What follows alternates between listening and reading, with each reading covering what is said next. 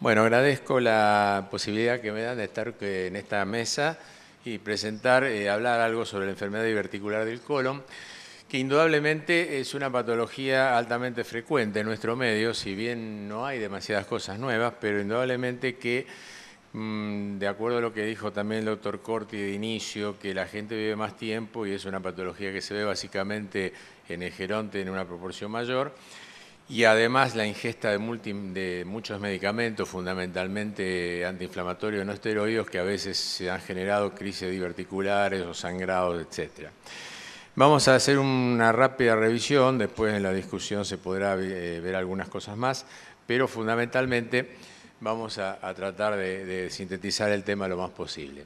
La definición es que es uno más divertículos en la pared del colon, que son hernias de la mucosa y la submucosa a través de puntos débiles de las capas musculares de la pared. No, para atrás. Tiene varios aspectos la enfermedad diverticular. A veces simplemente lo que hablamos de diverticulosis es cuando por algún estudio que hacemos al paciente por algún motivo encontramos divertículos, pero el paciente no refiere ningún tipo de manifestación clínica. Tenemos la enfermedad diverticular sintomática, donde hay manifestaciones clínicas, pero que pueden ser manejadas relativamente fácil, de forma relativamente fácil. La diverticulitis complicada y no complicada. Hablamos de no complicada cuando son los cuadros agudos que afectan los divertículos y eventualmente la grasa peridiverticular. Y hablamos de la diverticulitis complicada, como vamos a ver después, cuando se presentan microabscesos o estenosis, etcétera, fístulas y demás. Y finalmente una patología que sería la colitis asociada a divertículos, que a veces la vemos los endoscopistas y que puede o no tener síntomas para el paciente, o que generalmente suelen ser algunos síntomas pueden manifestar. Esto es lo que decíamos recién, hay una frecuencia en aumento porque hay una mayor sobrevida. Como ustedes ven, el 70% puede superar el 70% de los 85 años de vida. Es decir, hoy se vive más, entonces más fácilmente se puede llegar a tener la enfermedad diverticular del colon. No obstante, en los últimos tiempos lo estamos viendo mucho en gente joven. Posiblemente esto tenga algo que ver con patología funcional del colon, donde el aumento de la espasticidad, las cámaras de hiperpresión, como vamos a ver después, pueden ser la causa de que generen esta patología en gente más joven que años atrás no veíamos tanto. No hay diferencia en el sexo, hombres y mujeres se comportan exactamente igual y preferentemente localizan del lado izquierdo, son más proximales en un 35% y en todo el colon se lo ve en un 7%. Pero fundamentalmente la localización principal, como ustedes saben, es el lado izquierdo del colon. Esto sería un poco el tema, dicen mitos y realidades. En realidad no hay muchos mitos, pero alguno de ellos sería este, ¿no es cierto? Que donde todavía mucha gente, y sobre todo lo que es más triste, muchos colegas le aconsejan no comer fibras al paciente, cuando en realidad la enfermedad diverticular se favorecería por el bajo consumo de fibras, más que contraindicada, estaría indicado que las coma. Se la ve con menor frecuencia en los vegetarianos. Hay un probable rol genético en los divertículos del colon derecho y no hay una clara influencia en los factores dieetarios, a excepción de las fibras, como dijimos anteriormente. Como características anatómicas podemos decir que son hernias de la mucosa y submucosa a través de las capas musculares del colon donde penetran los vasos rectos. La obesidad favorecería aumentando los espacios y por otro lado también un factor degenerativo con la edad de la musculatura hace que también sea, por ese motivo, sea más frecuente en los gerontes. Hay aumento de la capa muscular circular y acortamiento de bandeletas con disminución de la luz. En algunos casos llegamos a una verdadera estenosis en esta enfermedad, que es a veces de resolución quirúrgica. Y hay un trastorno de la motilidad colónica formando cámaras de hiperpresión separadas por anillos de fibras musculares circulares. Y esto es lo que yo decía antes, que puede ser un poco el motivo donde en gente joven se lo ve por presentar estas alteraciones funcionales en la motilidad del colon. Las diverticulitis fundamentalmente se deben a perforaciones micro o macroscópicas. Cuando son microscópicas, en general son diverticulitis que podríamos hablar de que son las diverticulitis no complicadas. Cuando es una perforación más grande, en general termina en una peritonitis.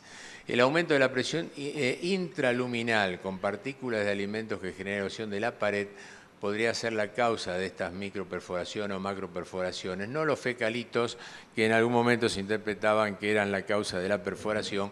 En este momento eso se sabe que no es así. El divertículo tiene una íntima relación con los vasos y la debilidad de la pared de la arteria y su erosión son lo que generan el sangrado, cosa que es bastante frecuente dentro de las complicaciones de esta enfermedad. Si hablamos de la enfermedad diverticular sintomática no complicada, que es aquella que el paciente nos refiere de que tiene dolor en la fosa ilíaca izquierda, con alguna alteración en la evacuación, previo estudio obviamente para estar seguros que esa sea la causa y no otra, tenemos indicaciones terapéuticas que, como dice acá, son controversiales, pero que en una forma empírica uno la utiliza con buen resultado en general. Por empezar, la dieta rica en fibras naturales o medicinales, que es lo que yo les decía antes, que mucha gente la prohíbe cuando en realidad debería ser una indicación.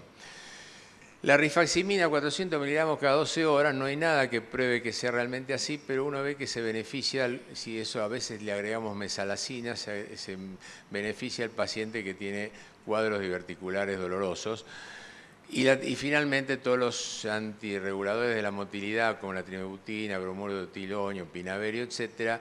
Es decir, como dije antes, son todas indicaciones terapéuticas controversiales porque no hay trabajo doble ciego, trabajos que uno pueda estar seguro que realmente es el tratamiento, pero utilizando todos estos recursos terapéuticos, cuando la enfermedad diverticular es sintomática y no complicada, se suele manejar bastante bien para el paciente. La complicación hemorrágica es una de las complicaciones que uno ve más frecuente en los pacientes diverticulares y se da entre el 5 y el 25% de los diverticulares. Y es la causa más frecuente habitualmente de hemorragia digestiva baja. En la mayoría, o el 60-70%, sangran los divertículos del lado derechos y afortunadamente más de un 75% se cohíbe espontáneamente con simplemente reposo digestivo y algunas medidas que se pueden aplicar. El diagnóstico y tratamiento de la complicación hemorrágica.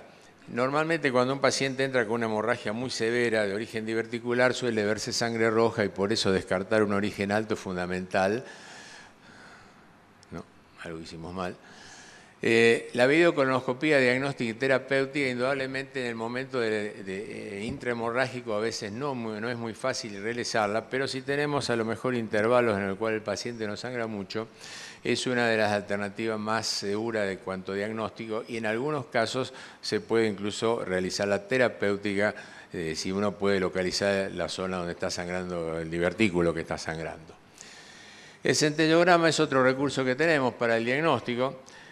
Tiene una sensibilidad alta y una especificidad del 83%, aunque la en contra que tiene es que obviamente, como la arteriografía, que es también otro de los elementos de diagnóstico que tenemos, en este caso con una sensibilidad baja, pero tiene una especificidad muy alta y que puede ser terapéutica a través de perfusiones de vasopresina o embolizarla.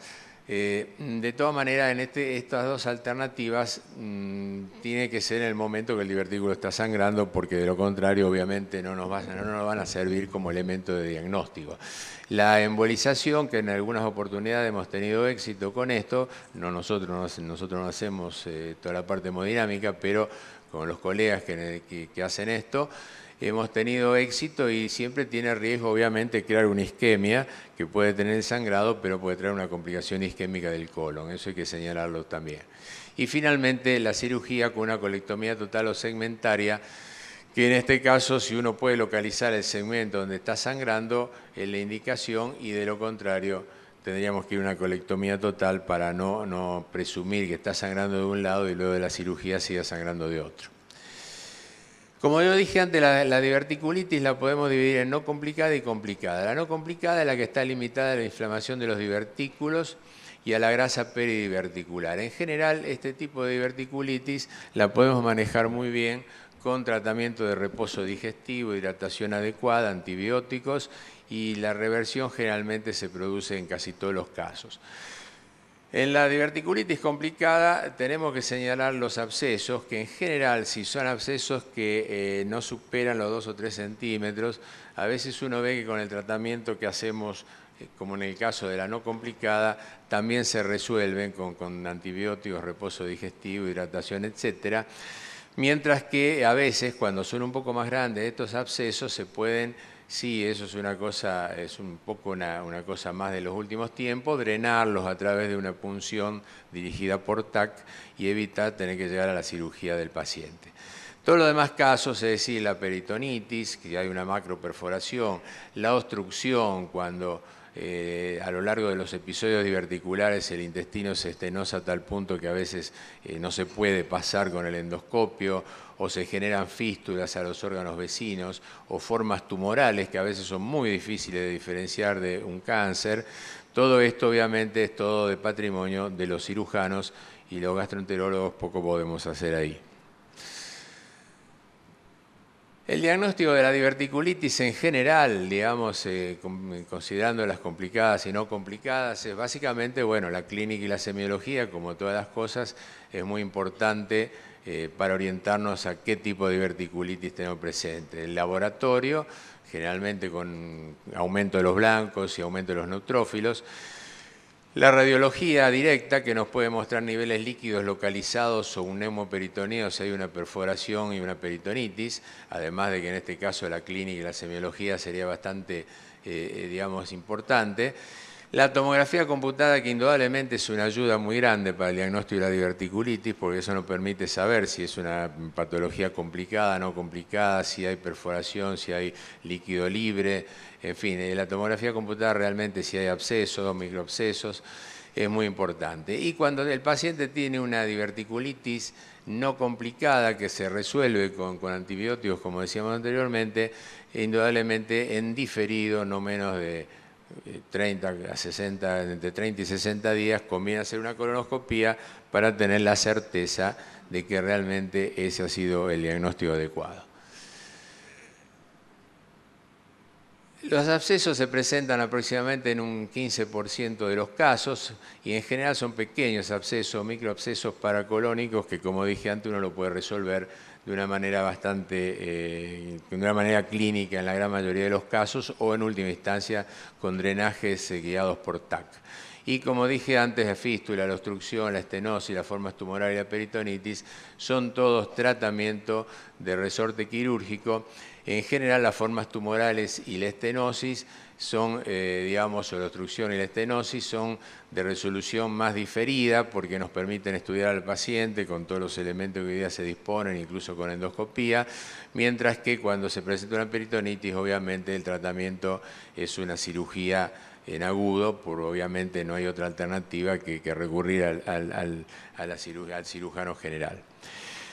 Creo que con esto hemos resumido un poco en forma general el tema de los divertículos, que es una patología indudablemente muy frecuente de ver en la clínica diaria.